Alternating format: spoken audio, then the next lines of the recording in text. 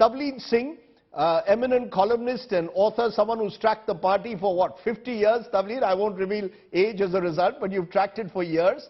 And Sanjay Jha, someone who was part of the Congress, suspended. I don't know what his position now is. Before I come to you, I want both of you to listen to this string of bites we've collected of different people who've left the Congress, Ghulam Nabi Azad being, of course, the latest. Listen in and I'll come to you in a minute. इस दल में मैं था, मुझे ये महसूस होने लगा कि हम लोग राजनीति में हैं और राजनीति एक माध्यम है, दल भी माध्यम है। अगर आप अपने लोगों के हितों की रक्षा नहीं कर सकते, उनके लिए काम नहीं आ सकते, तो आपका राजनीति और उस दल से में रहने में क्या औचित्य है? अगर आप अपने लोगों के उपयोग नहीं आ सकते, उनके सहायता के लिए आप मौजूद नहीं हो सकते और आपके इस लायक नहीं हैं कि आप अपनी जनता के हितों की रक्षा कर पाएं, तो वो मुझे महसूस होने लगा कि मैं वो कांग्रेस पार्टी में नहीं कर पा रहा हूं। 32 सालों तक मैं एक पार्टी में रहा, ईमानदारी से, लगन से मेहनत किया, परंतु जिस पार्टी में इतने साल रहा, वो अब वो पार्टी रह नहीं गई जहां मैंने शुरुआत की थी, और ना तो वो सोच रह गई है। मेरे पूज्य पिताजी ने और जो पिछले 18-19 वर्षों में समय मुझे मिला है, प्राणपण के साथ और पूरी श्रद्धा के साथ प्रदेश की और देश की सेवा करने की कोशिश की है, लेकिन मन व्यतीत है और मन दुखी भी है। मैं ये कह सकता हूं विश्वास के साथ कि जनसेवा का लक्ष्य की पूर्ति आज उस संगठन के माध्यम से नहीं हो पा रही है, और इसके अतिरिक्त वर्तमान में जो स्थिति कांग्रेस पार्टी में है, वो कांग्रेस पार्टी आज नहीं रही जो पहले थी। गुजरातની અંદર માત્ર હાર્દિક પટેલ કોંગ્રેસથી નારાજ નથી, ગુજરાતની અંદર એવા અસંખ્ય યુવાનો એવા છે, અસંખ્ય ધારાસભ્યો એવા છે, અસંખ્ય નેતાઓ એવા છે કે જે પોતાની પરિસ્થિતિને એવી હદે મૂકી દીધી છે કે માત્ર ને માત્ર કોંગ્રેસ પાર્ટી એ લોકોનો ઉપયોગ કરવા માંગે છે, એ લોકોનો દુરુપયોગ કરવા માંગે છે અને સમય આવે એટલે લોકોને ફેંકી દેવાનું કામ કરે છે. Tavleen Singh, how do you respond? How do you see this? We are seeing the melting down almost of the grand old party.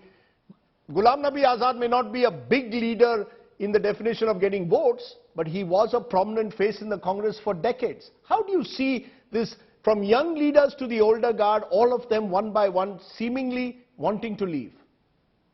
The rot is very old. Let's not pretend that this is just happening.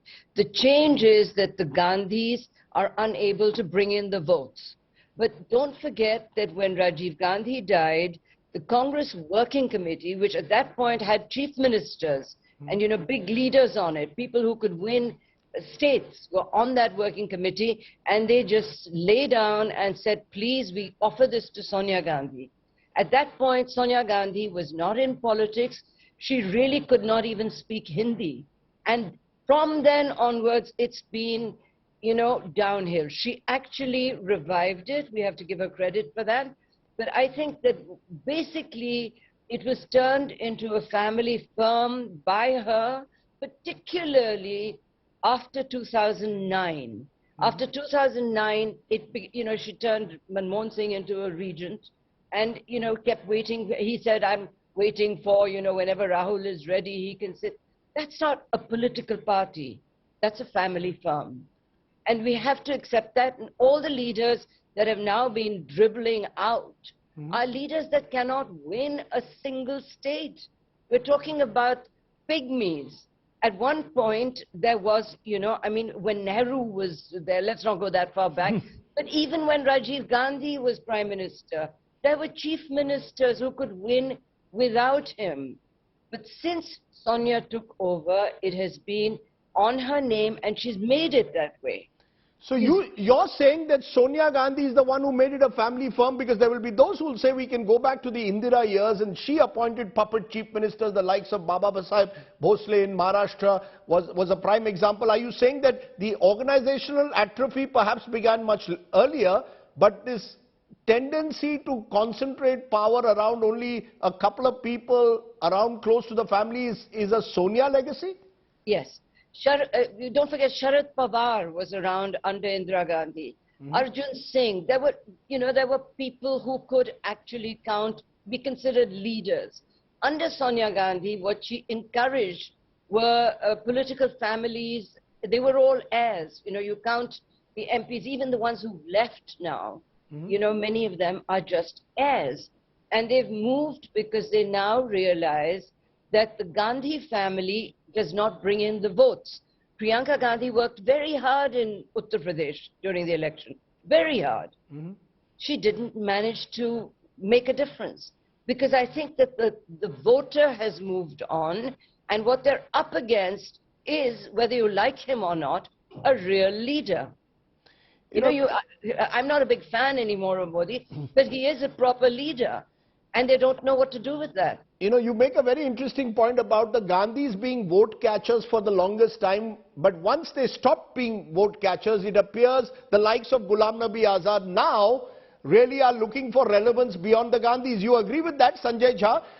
That's really, let the elephant in the room remains the Gandhi family, and today Ghulam Nabi Azad has directly in a way attacked them. You can question the language, whether he's being a Gaddar, whether he's been a beneficiary of the same Gandhi coterie politics that he accuses the party of following today. But do you get a sense that, as Tavleen Singh says, because the Gandhis don't get votes and Mr. Modi does, the Congress is facing an existential crisis in which the Gandhis are an intrinsic part? Well, Rajdeep, Tavleen is absolutely on the spot when she says that the problem that you're seeing in the Congress today is not a recent phenomenon. The last time the Congress party won an absolute majority on its own was that outlier election of 1984. Since then, it has never been able to cross the halfway mark. So, these are realities that we need to confront. Number two, I think if you look at politicians or political parties, they have two principal objectives. One is to win elections. And second, if you are in the opposition, you work hard to get back into governance or power.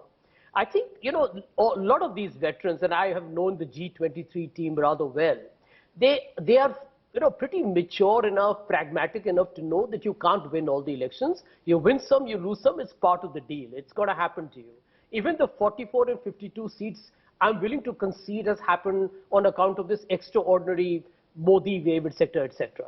I think the problem that a lot of us, including me, have been rather miffed with is the fact that the Congress party hasn't demonstrated any will to fight back. I'll give you just two examples. Let's not go into the data that we lost 39 of the 49 state elections. I think the world knows that by now.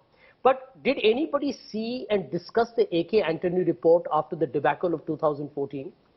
Another election rout, and there was a Ashok Chavan report. No conversations at all. This is not the way you bounce back. And I can tell you, Rajdeep, if you look at even a corporate, you are judged on a quarter-to-quarter performance. Here is a grand old party which is fighting for the idea of India. That's what all the Congress people say, and they're right in saying so. But that idea of India is under threat. And the question that anybody will ask is, guys, what are you doing to, preserve the constitutional democracy and the secularism which is inherent? Rahul Gandhi is going on a Bharat Jodo Yatra. Rahul Gandhi, for the longest time you've said Rahul Gandhi is not connecting with people, he's only on Twitter. Now he says he's going on a Bharat Jodo Yatra starting early September. Are we saying that Rahul Gandhi is the problem, or is he the solution?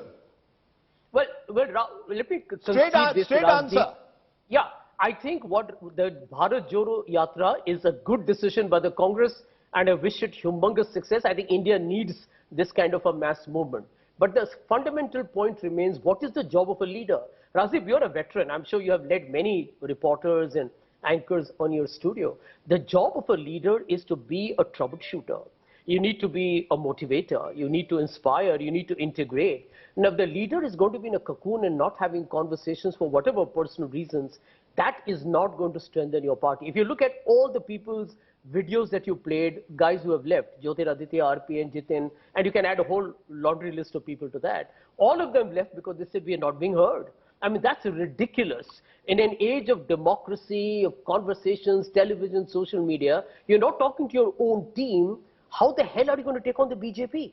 You know, that's interesting because one of the charges, of course, made against Rahul Gandhi, and a senior leader claims that he's been waiting for an appointment for more than 6 months with Mr. Gandhi. Communication is an issue. But Tavleen Singh, does it boil down to Rahul Gandhi and perhaps his failure to inspire the Congress? Is he the problem? Or is it, as some allege, that many of these leaders themselves are rootless wonders? They themselves cannot win an election. Some of them have turned to the BJP because they hope that the BJP will provide them an anchor that the Congress cannot.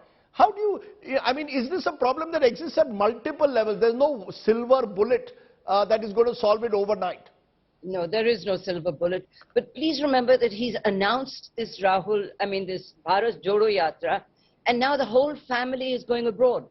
So he's not going to be leading it. I think he leaves 3 days before the Yatra begins.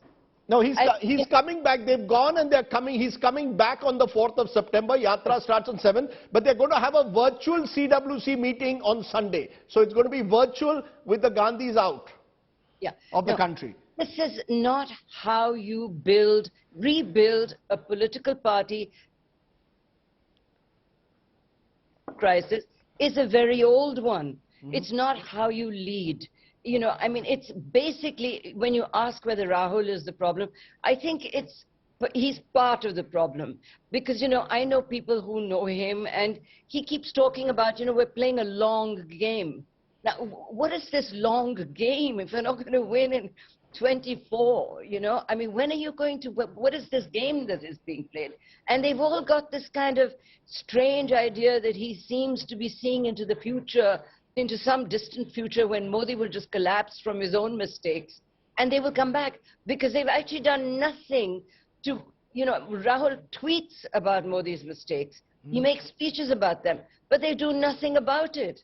You know, if the Congress party stands for what it should stand for, it will win. But where have they made an effort to say, this is what we stand for, this is what India needs? But you don't think if the Gandhis were to walk away into the sunset, what happens to the party? Because there are two views. One is if the Gandhis walk into the sunset, the party collapses, fragments. The other is it re-energizes itself because India wants to see a new leadership in the opposition. You know, someone outside the Gandhis. Rahul Gandhi's lost 2 general elections in a row.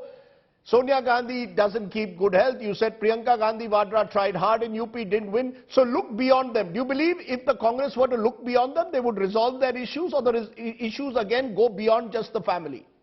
I think the family should be non-executive members of the board, and then allow other people to rise up in the party. They shouldn't be in the leading role, but as a symbol, they're pretty useful to the Congress party because that's all that's left of it. So if they disappear, then you've got to restart the party from scratch. So they are symbolic of that, what they dine out on the whole time. You know, meri dadi football dekhti thi, vagera, vagera. You know, without realizing. But they're also symbolic of the old, of the ancien regime, and many people want to be rid of that. There is a new India. What I find interesting, Tavleen Singh, is if you look at even the voter base, India is getting younger, and it's actually among the younger voters that Mr. Modi does very well. So it's almost as if the new India wants a new kind of politics, and maybe the Gandhis represent the ancien regime. You're saying they can be symbolic figureheads, a point made which Mr. Azad makes today, that they're just figureheads, or whoever is elected now will be just a figurehead, beg your pardon. But the sense I get is that maybe there's a disconnect between the way the Congress is run and the way India wants its politics to go ahead. Okay, the Tavleen Singh's frame is frozen, but you want to take that question, Sanjay Jha? You know, is there a disconnect between your party, its workers, and the people of India? You know, the Congress has its own echo chambers, but you have to win elections outside your echo chambers. The one figure I want to give you, Sanjay, is the Congress won about 11 crore votes in 2009, and it has continued to win around 11 crore votes 10 years later. The BJP went from 7 crores in 2009 to 22 crores now. So BJP is getting the younger voters. They are more in tune with New India. Like him or not? Well, like Mr. Modi or not? Yeah, I totally agree. I think the big differentiator between the Congress and the BJP is the hunger to win. You look at the BJP, it concludes one election, whether it wins or loses, is targeting the next one. And honestly, I have been telling this to a lot of Congress people, that we talk about the idea of India, secularism, liberalism, progressivism, we talk about tolerance, inclusivity. To make that happen, you need to be in power, you need to win elections. The reason why the country is now looking at hyper-nationalism, Hindutva, communal polarization, is because that's the BJP's agenda. And they are obviously being brazen about it, because they say, listen, I told you so, and you know what we are all about. So end of day, Rajdeep, I think that is fundamental. The second point remains that the Congress, despite losing such amazing talent, still has a very strong reservoir of good people. I think the mistake that Rahul is making is sticking to a few people in his caucus. Many of them, I can tell you, are political entrepreneurs. They are people who are on their own self-driven agenda. And the Congress, unfortunately, is back to that same old coterie problem. Therefore, I'm saying I'm disappointed with Rahul because I've known him for a long time. And he should have been a breath of fresh air. But he seems to have become part of the status quo. Tavleen Singh, the cameras went away at a rather inopportune time, because I was just saying, if the Gandhis were not around, which way does the Congress head? Do you see the Congress reviving at all? Should we be scripting the obituary, or do you believe after all the years that you've done political journalism, never script the obituary of anyone? Yeah, well, you should never do that in any case, not for a political party that is more than 100 years old. I believe it can revive. I believe that actually, God knows what's going to happen in the next year or so, but if, for instance, the communal divisions explode, which there's every likelihood that they can, because it's getting pretty ugly. But you see, the Congress party needs a lot of people to be out there literally at the panchayat level, reaching out, finding out what's wrong. You can't try to revive the party by sitting outside Sonia Gandhi's house. You've got to move out, you've got to find leaders, and there are people who disagree with the BJP. What happened to Prashant Kishore's advice? He had to leave in despair. And I think he gave them some pretty good advice. So they haven't actually made any effort to change. They've just been hoping that they hoped in 2019 that they would win. They were sure they were going to win. Do you remember? So, obviously... And I was sure they were going to lose. Oh, well, you were among the few. Yes, I was. A lot of people thought that they would win. And they certainly did. The Gandhi family certainly did. And what was the new thing he offered? His sister. Rahul Gandhi's sister was introduced as the new idea. Where is it showing that they are a real political party, that they are there for the people of India? And, as for that idea of India that Sanjay was just talking about, they should stop talking about that. They should talk about pluralism and all that sort of business. But it's now Modi's India.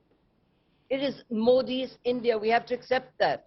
And that is what they're up against. So if you were a member of the Congress and you had to choose a Congress president, would you have a choice? Do you see someone out there who could be a potential Congress president, who could in a way offer a challenge in terms of leadership? Because elections are becoming presidential. You see a face outside there who could, according to you, challenge the Modi leadership?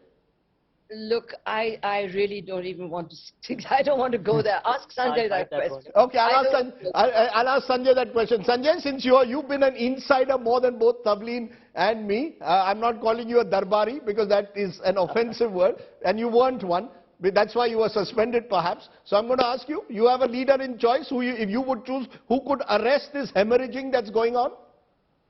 Well, firstly, you can't use Darbari because that is Tavleen's intellectual copyright. That was the title of a book. But on a serious vein, I have mentioned this publicly. I've written an article on it. I've done another one today. I believe the Congress needs its own double engine, which is a Priyanka Gandhi Sachin pilot combination. And I'll tell you why. I'm telling you this because I know the Congress from within. Priyanka Gandhi can be the glue for the Gandhi loyalists within the party, because that's what the Congress doesn't want to move away from. It's a reality, let me tell you that. If today the Gandhis stood for the Congress president, it's a 99.99% vote going to them, whoever opposes them. On the other hand, bring in Sachin pilot. Priyanka pilot is hungry, ambitious. I know Sachin. He's a guy who's clued into the nitty-gritties of politics. He's someone who has dreams. He's willing to slog his guts out. Now, you know, he can be your pan-India campaigner. He's bilingual. He's super smart communicator. You need somebody hungry, and a combination of Priyanka and Pilot could just be the right fit for in India.